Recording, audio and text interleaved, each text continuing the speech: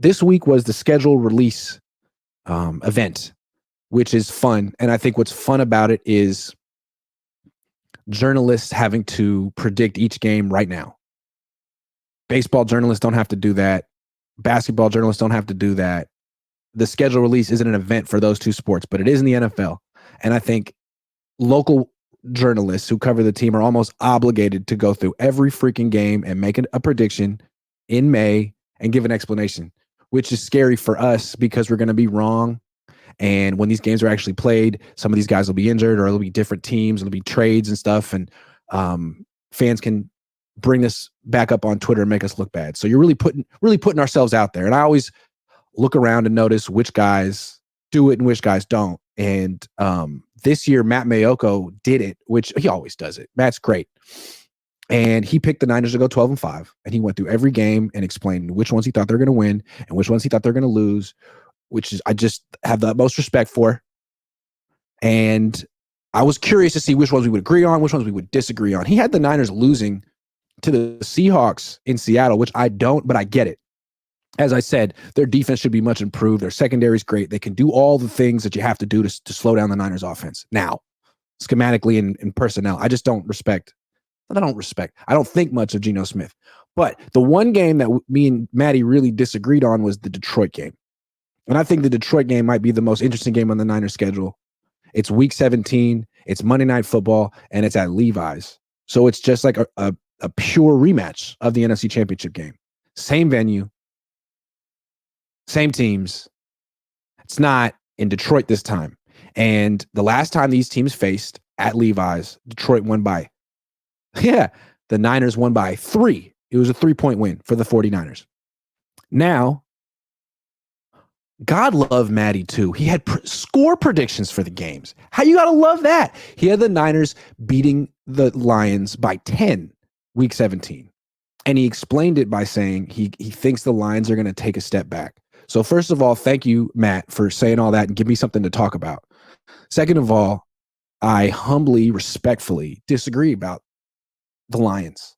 So let's take a minute to talk about the Lions because they are just as important as any team on the Niners schedule.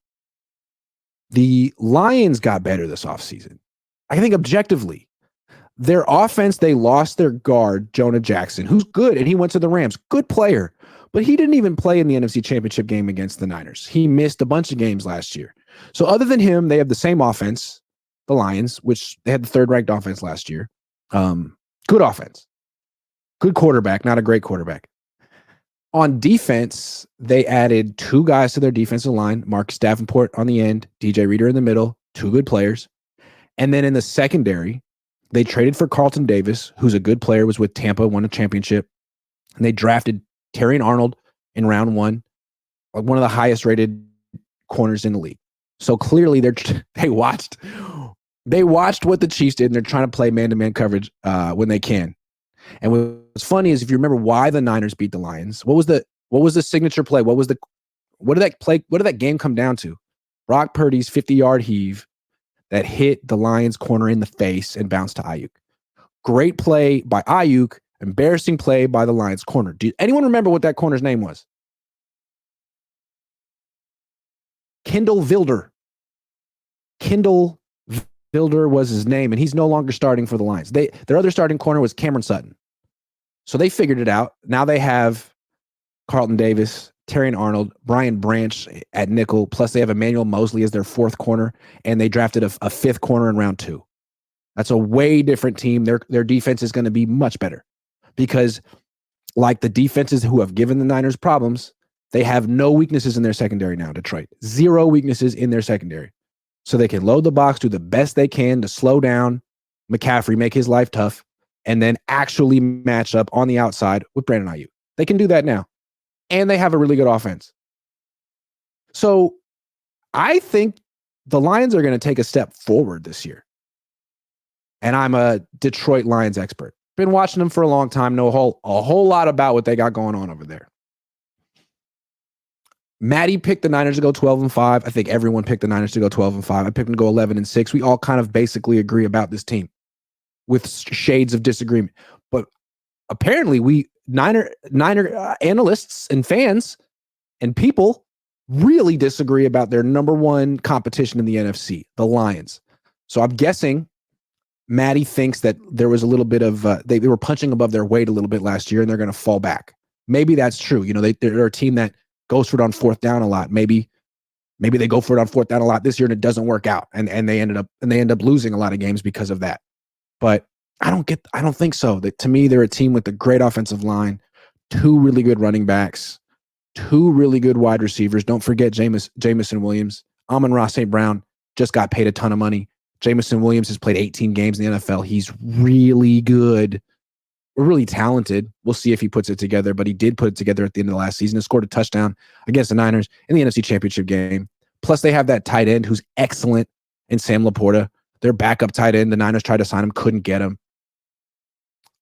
That's the team you got to worry about, because last year they didn't have the defense to match up with the Niners. They didn't have corners. Now they do. They clearly have a good offense. Is their quarterback limited? Brock Purdy? Excuse me. Is their quarterback limited? Jared Goff? Yes, but so is Brock Purdy. Limited in different ways. Would you rather have Brock Purdy than Jared Goff? Yes. But they're both limited. Neither one is, well, I'm not going to get into the word I want to talk about later. Lions and Niners. That's the matchup to watch. NorCal Benny G, new member. Deshaun DeVoe says we got the Drake of the great quarterbacks.